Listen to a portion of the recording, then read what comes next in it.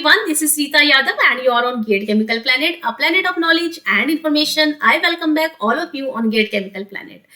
यहाँ पर हम डिस्कस करने जा रहे हैं 25 most important questions for IUCL examination.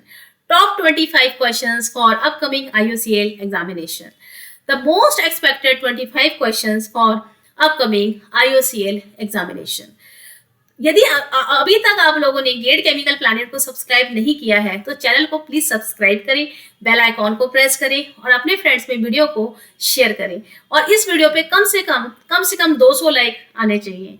कोशिश कीजिए सभी लोग इस वीडियो को लाइक करके जाएं, ठीक है. तो प्लीज लाइक जरूर करें. जितने भी स्टूडेंट अलीगढ़ मुस्लिम यूनिवर्सिटी के हैं और वो वीडियो को देख रहे हैं, वीडियो को जरूर शेयर करें, लाइक करें. CAJ में छत्रपति शाहू जी महाराज यूनिवर्सिटी के जितने भी स्टूडेंट हैं वो मेरे वीडियो को प्लीज लाइक करें, ठीक है. क्योंकि ये जो सीरीज है ये स्टूडेंट्स के लिए मैंने बनाई है. जब तक स्टूडेंट इस सीरीज को इंटरेस्टिंग नहीं बनाएंगे तब तक आप लोगों का देखने का और मेरा वीडियो बनाने का जो पर्पस है वो सॉल्व नहीं हो पाएगा. तो ज्यादा से ज्यादा वीडियो को शेयर करें और वीडियो को लाइक करके जरूर जाए. जितने भी स्टूडेंट मैकेनिकल इंजीनियरिंग के हैं वो भी वीडियो को जरूर लाइक करें, ठीक है. तो यहाँ पर बढ़ते हैं अपने फर्स्ट क्वेश्चन की तरफ. Crude petroleum consist of. Petroleum के कॉम्पोजिशन के बारे में बात पूछी गई है. तो पेट्रोलियम का कॉम्पोजिशन में हाइड्रोकार्बन्स और नॉन हाइड्रोकार्बन्स दोनों पाए जाते हैं. हाइड्रोकार्बन्स में कार्बन और हाइड्रोजन होते हैं. कार्बन का जो कॉम्पोजिशन रहता है वो रहता है 84 to 87%. हाइड्रोजन रहता है 11 to 14% इन क्रूड ऑयल. तो यहाँ पर सेकंड क्वेश्चन की तरफ बढ़ते हैं. Non hydrocarbons present in crude oil. Non hydrocarbons present in crude oil की अगर हम बात करें तो जो हेट्रो एटम्स होते हैं या फिर जो इम्प्योरिटीज होती हैं क्रूड ऑयल में वो नॉन हाइड्रोकार्बन्स ही होते हैं. जो आपके नॉन हाइड्रोकार्बन्स प्रेजेंट होते हैं क्रूड ऑयल में वो कौन कौन से होते हैं. There are 3 types of non hydrocarbons present in crude oil. First is the sulphur compound, second is the nitrogen compound and third is the oxygen compound. Sulphur compounds का कंपोजिशन रहता है 0.5 to 7%. मर्कैप्टेंस और H2S की form में sulphur compound crude oil में present रहते हैं. थायोफीन्स की फॉर्म में भी सल्फर कंपाउंड क्रूड ऑयल में प्रेजेंट होते हैं. और अगर क्रूड ऑयल में सल्फर कंपाउंड्स प्रेजेंट हैं तो दे क्रिएट फॉल ऑर्डर. तो जो सल्फर कंपाउंड्स होते हैं वो कोरोजन क्रिएट करते हैं और फॉल ऑर्डर जो है वो क्रिएट करते हैं. इसी तरह से अगर हम नाइट्रोजन कंपाउंड्स की बात करें तो they are present less than 0.2%. और पिरिडीन हो गया, पायरोल हो गया, क्यूनोलाइन हो गया, कार्बाजोल हो गया और इंडोल, ये सारे कंपाउंड्स जो होते हैं नाइट्रोजन कंपाउंड्स कहलाते हैं. और अगर नाइट्रोजन कंपाउंड्स क्रूड ऑयल में प्रेजेंट हैं तो they will create gum formation and during the time of processing they can create catalyst poisoning. catalyst poisoning create करते हैं नाइट्रोजन कंपाउंड रिफाइनिंग के दौरान, ठीक है. तो यहाँ पर ऑक्सीजन कंपाउंड्स जो प्रेजेंट होते हैं वो अप टू 2% प्रेजेंट होते हैं. फिनॉल और नैप्थेनिक एसिड की फॉर्म में ऑक्सीजन कंपाउंड क्रूड ऑयल में प्रेजेंट होते हैं. एंड ऑक्सीजन कंपाउंड्स क्या करते हैं, they are responsible for creating the corrosion problem also, ठीक है.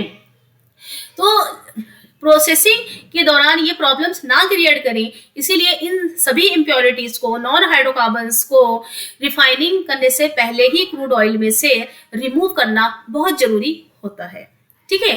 तो साल्ट की फॉर्म में भी इम्प्योरिटीज जो है वो प्रेजेंट हो सकती हैं. Impurities are basically present in the 2 forms. First type of impurity is oleophilic impurity and second is the oleophobic impurities.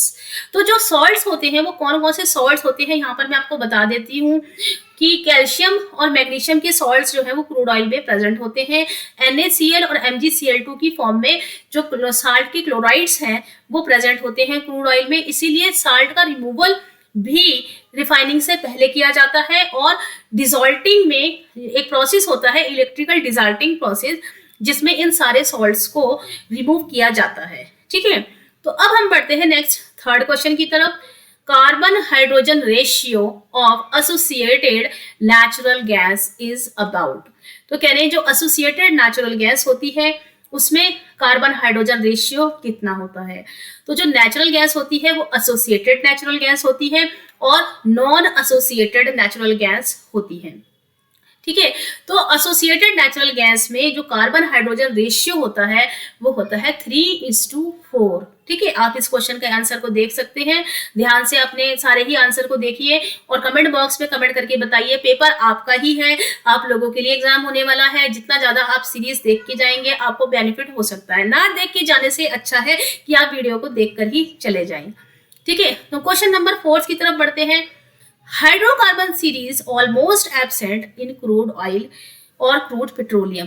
तो पूछ रहे हैं कि कौन सी हाइड्रोकार्बन सीरीज होती है जो कि क्रूड पेट्रोलियम में ऑलमोस्ट एब्सेंट होती है। तो यहाँ पर मैं आपको बता देती हूँ कि जब क्रूड ऑयल को एक्सप्लोर किया जाता है, ड्रिलिंग करके निकाला जाता है, तो जो क्रूड ऑयल होता है उसमें ओलिफिनिक सीरीज ऑलमोस्ट एब्सेंट होती है।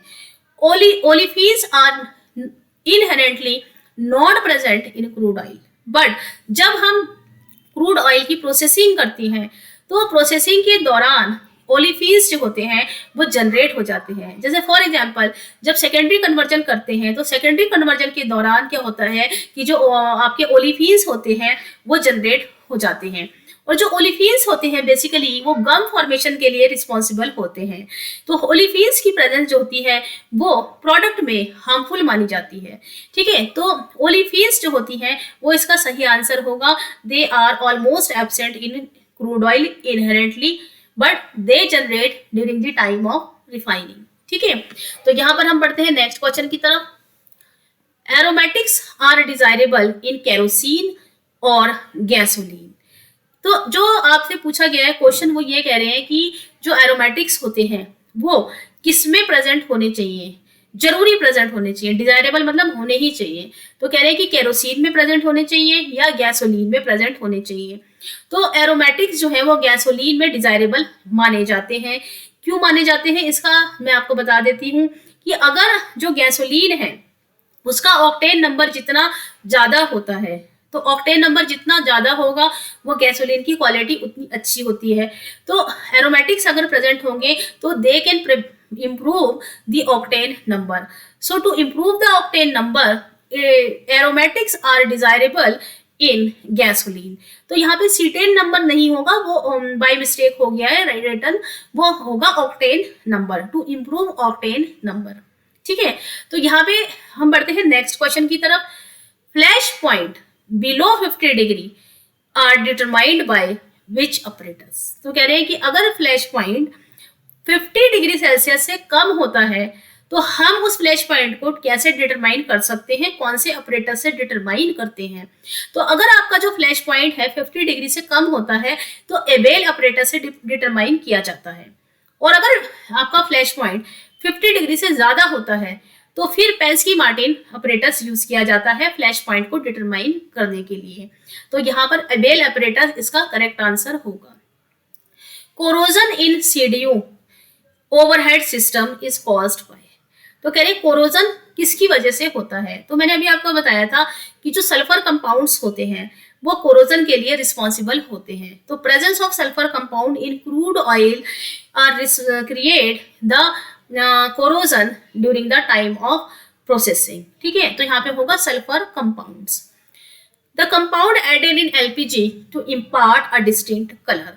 तो एलपीजी में कौन सा कंपाउंड ऐड किया जाता है डिस्टिंक्ट कलर को इम्पार्ट करने के लिए। ठीक है, तो यहाँ पे इसका आंसर होगा इथाइल मर्कैप्टेंस। इथाइल मर्कैप्टेंस को ऐड किया जाता है कलर के लिए एलपीजी में। ठीक है, नेक्स्ट 9th क्वेश्चन में पूछ रहे हैं octane number is important test for which fuel. तो कह रहे हैं कि कौन से फ्यूल के लिए ऑक्टेन नंबर जो होता है वो बहुत ही इंपॉर्टेंट टेस्ट होता है। तो गैसोलीन के लिए जो ऑक्टेन नंबर टेस्ट होता है वो बहुत ही इंपॉर्टेंट माना गया है। तो यहाँ पे गैसोलीन इसका करेक्ट आंसर रहेगा। क्वेश्चन नंबर 10 में पूछ रहे हैं octane number of n heptane is taken to be. N heptane का ऑक्टेन नंबर कितना रखा गया है। तो एन हेप्टेन का जो ऑक्टेन नंबर है वो 0 होता है। ठीक है, तो यहाँ पर आप सीरीज पर मेरे साथ अंत तक बने रहिएगा। हम इसी तरीके के knowledgeable important question, most expected question IOCL exam में डिस्कस करते रहेंगे। ठीक है, तो नेक्स्ट हम बढ़ते हैं क्वेश्चन नंबर 11 की तरफ। The dielectric constant of petroleum product. तो पेट्रोलियम प्रोडक्ट का डाई इलेक्ट्रिक कांस्टेंट जो है वो पूछा गया है। तो पेट्रोलियम प्रोडक्ट का डाइलेक्ट्रिक कांस्टेंट लेस देन होता है पोर्सिलेन से, तो it is less than that of porcelain. ठीक है, क्वेश्चन नंबर 12 की तरफ बढ़ते हैं। Antioxidants are added in gasoline. Gasoline में एंटीऑक्सीडेंट क्यों ऐड किए जाते हैं? तो गम फॉर्मेशन को मिनिमाइज करने के लिए गैसोलीन में एंटीऑक्सीडेंट जो है वो ऐड किए जाते हैं। तो गम फॉर्मेशन ना हो गैसोलीन में, इसीलिए हम एंटीऑक्सीडेंट का यूज करते हैं। Question number 13, hydrocarbon which is most desirable in kerosene. तो कह रहे हैं कि केरोसिन में कौन सा हाइड्रोकार्बन डिजायरेबल माना गया है? तो केरोसिन में पैराफिन्स डिजायरेबल होते हैं। ठीक है, तो केरोसिन का एक बहुत इंपॉर्टेंट टेस्ट होता है जिसको हम स्मोक पॉइंट टेस्ट बोलते हैं। तो फ्लेम की जो हाइट होती है वो अच्छी तभी होगी जब उसमें सफिशिएंट अमाउंट में पैराफिन्स प्रेजेंट होंगे, और अगर एरोमेटिक्स ज्यादा प्रेजेंट होंगे तो एरोमेटिक्स आपको पता है कि they are responsible to create the smoke. तो क्या होगा कि स्मोक जो होगी वो ज्यादा होगी। तो जो आपका केरोसिन होता है उसमें जो फ्लेम हाइट आपको चाहिए होती है वो एक सफिशिएंट फ्लेम हाइट, अच्छी फ्लेम हाइट आपको चाहिए होती है। 18 mm से 21 mm तक की जो फ्लेम हाइट होती है वो जो है वो रिक्वायर्ड फ्लेम हाइट मानी जाती है। तो फ्लेम हाइट अच्छी हो इसके लिए केरोसिन में पैराफिन्स का सफिशिएंट अमाउंट में होना जरूरी होता है। तो paraffins are desirable in kerosene. ठीक है, क्वेश्चन नंबर 14 की तरफ बढ़ते हैं। Smoke point is important test. Smoke point important test कौन से फ्यूल के लिए होता है? तो केरोसिन के लिए इंपॉर्टेंट टेस्ट माना जाता है स्मोक पॉइंट। ठीक है, और यहाँ पर स्मोक पॉइंट टेस्ट में फ्लेम की हाइट जो है वो मेजर की जाती है। स्टैंडर्ड फ्लेम हाइट जो होती है वो 18 mm से 21 mm के बीच ली जाती है, और स्टैंडर्ड फ्लेम हाइट 18 mm मानी गई है। ठीक है, तो क्वेश्चन नंबर 15 की तरफ बढ़ते हैं। Sulphur content in kerosene is determined by. Kerosene में सल्फर कंटेंट का डिटरमिनेशन कौन से मेथड से किया जाता है? तो सल्फर कंटेंट जो डिटरमाइन किया जाता है केरोसिन में वो लैंप मेथड से किया जाता है। लैंप मेथड इसका करेक्ट आंसर होगा। Colour of petroleum product can be determined by. तो कह रहे हैं कि पेट्रोलियम प्रोडक्ट का जो कलर है वो कौन से ऑपरेटस से डिटरमाइन किया जाता है? सेबॉल्ट क्रोमोमीटर जो होता है उससे कलर का डिटेक्शन किया जाता है, सेबॉल्ट क्रोमोमीटर। ठीक है, 17 क्वेश्चन में पूछा गया है प्राइमरी पर्पस ऑफ विस ब्रेकिंग।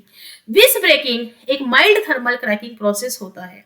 ठीक है, विस ब्रेकिंग जो प्रोसेस होता है वो थर्मल क्रैकिंग प्रोसेस के अंडर में आता है, माइल्ड थर्मल क्रैकिंग प्रोसेस कहलाता है। ठीक है, तो विस ब्रेकिंग में क्या किया जाता है कि जो आपके एटमॉस्फेरिक रेसिड्यूज बेसिकली यहाँ पर फीड स्टॉक होते हैं विस ब्रेकिंग प्रोसेस में, तो उनकी जो विस्कोसिटी होती है वो ज्यादा होती है, पोर पॉइंट ज्यादा होता है। तो उनकी विस्कोसिटी और पोर पॉइंट को कम करने के लिए भी विस ब्रेकिंग प्रोसेस यूज किया जाता है। तो जो प्राइमरी पर्पस होता है विस ब्रेकिंग का वो होता है to reduce the viscosity and the pour point of feedstock. ठीक है, बढ़ते हैं अपने नेक्स्ट क्वेश्चन की तरफ। Crude petroleum distillation is carried out at how much pressure.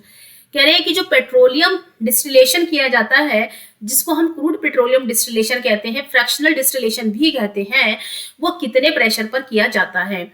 तो मैं आपको बता देती हूँ कि स्लाइटली अबव एटमॉस्फेरिक प्रेशर पर क्रूड डिस्टिलेशन किया जाता है। यदि आपके क्वेश्चन पेपर में 1 एटमॉस्फेयर दिया है, एट 1 एटमॉस्फेयर, और स्लाइटली अबव एटमॉस्फेरिक प्रेशर नहीं दिया है तो आप वहां पर 1 एटमॉस्फेयर टिक कर सकते हैं। ठीक है, तो 1 एटमॉस्फेयर अगर दिया है तो ठीक है, अगर स्लाइटली अबव दिया हुआ है तो स्लाइटली अबव को ही आप टिक करेंगे। ठीक है, क्योंकि जो एटमॉस्फेरिक प्रेशर होता है वो 1 एटमॉस्फेयर से थोड़ा सा ही ज्यादा होता है। ठीक है, तो स्लाइटली अबव एटमॉस्फेरिक प्रेशर पर डिस्टिलेशन किया जाता है। अब यहाँ पे नेक्स्ट क्वेश्चन है, 19 क्वेश्चन की बात की जा रही है। कह रहे हैं सल्फोलेन क्या होता है? टेट्राहाइड्रोथायोफीन डाइऑक्साइड को सल्फोलेन बोला जाता है। ये क्वेश्चन कई बार पेपर में आ चुके हैं, इस तरह के क्वेश्चन पेपर में आते हैं, तो आप इन क्वेश्चंस को जरूर पढ़ के जाएं। सल्फोलेन जो होता है वो होता है टेट्राहाइड्रोथायोफीन डाइऑक्साइड। ठीक है, तो मैं यहाँ पे नाम रिपीट कर रही हूँ ताकि आप इसको याद कर सकें। ठीक है, क्वेश्चन नंबर 20 की तरफ बढ़ते हैं।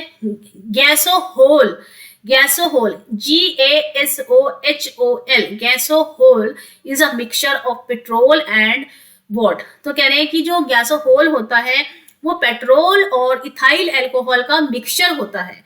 पेट्रोल और इथाइल अल्कोहल के मिक्सचर को गैसोहोल बोला जाता है। बढ़ते हैं अपने 21st क्वेश्चन की तरफ। Refinery process which consume hydrogen, कह रहे हैं कौन सा रिफाइनिंग प्रोसेस हाइड्रोजन को कंज्यूम करता है। तो हाइड्रोक्रैकिंग एक ऐसा प्रोसेस है जो हाइड्रोजन कंज्यूमिंग प्रोसेस होता है। ठीक है, हाइड्रोक्रैकिंग जो प्रोसेस है उसमें हाइड्रोजन कंज्यूम होती है। 22 क्वेश्चन में क्या पूछा गया देख लेते हैं। हाइड्रोक्रैकिंग प्रोसेस इज, हाइड्रोक्रैकिंग प्रोसेस जो होता है high pressure high temperature process होता है। ठीक है, और यहाँ पे हाइड्रोजन जो है वो कंज्यूम की जाती है। हाइड्रोक्रैकिंग अंडर हाइड्रोजन प्रेशर की जाती है, अंडर हाइड्रोजन एटमॉस्फेयर की जाती है। ठीक है, तो जो हाइड्रोक्रैकिंग प्रोसेस है वो आपका अंडर हाइड्रोजन एटमॉस्फेयर किया जाता है, हाई टेम्परेचर हाई प्रेशर पर किया जाता है। ठीक है, तो यहाँ पर हम बढ़ते हैं नेक्स्ट क्वेश्चन की तरफ। Why electric desalting is done, कह रहे इलेक्ट्रिक डिसॉल्टिंग क्यों की जाती है। To remove oleophilic and oleophobic impurities. तो जैसा कि मैंने आपको बताया था कि जो इम्प्योरिटीज क्रूड ऑयल में प्रेजेंट होती है वो दो टाइप्स की होती है, oleophilic impurities and oleophobic impurities. तो इलेक्ट्रिक डिसॉल्टिंग वो प्रोसेस होता है जिसमें कि साल्ट का रिमूवल किया जाता है। तो यहाँ पे जो इम्प्योरिटीज होती है वो दोनों ही तरीके की इम्प्योरिटीज जो होती हैं इलेक्ट्रिक डिसॉल्टिंग प्रोसेस में रिमूव होती हैं। Operating pressure of electric desalter is about, ये जो क्वेश्चन है ये बहुत इंपॉर्टेंट क्वेश्चन है। कई बार डिसॉल्टर का ऑपरेटिंग प्रेशर पूछ लिया जाता है एग्जाम में कि जो इलेक्ट्रिक डिसॉल्टर होता है उसका ऑपरेटिंग प्रेशर कितना रहता है। तो उसका जो ऑपरेटिंग प्रेशर रहता है वो होता है 10 kgF, किलोग्राम फोर्स पर सेंटीमीटर स्क्वायर। तो यहाँ पे मेरे जो 25 क्वेश्चन है वो मैंने क्वेश्चन लिखा नहीं है, वो क्वेश्चन मैं आप लोगों से पूछूंगी। वो क्वेश्चन ये है कि जो कैटालिटिक रिफॉर्मिंग प्रोसेस होता है, कैटालिटिक रिफॉर्मिंग प्रोसेस में कौन सा कैटलिस्ट यूज किया जाता है। तो सभी लोग यहाँ पर क्वेश्चन नंबर 25 का आंसर कमेंट बॉक्स में कमेंट करके बताएं कि क्वेश्चन नंबर जो 25 है कैटालिटिक रिफॉर्मिंग प्रोसेस में कौन सा कैटलिस्ट यूज किया जाता है। तो यहाँ पर मैं इस सीरीज को, इस वीडियो को यहीं पे वाइंड अप करती हूँ। आप मेरे साथ सीरीज के अंत तक बने रहिएगा। 24 से पहले जितना हो सकेगा हम उतने वीडियो शेयर करेंगे।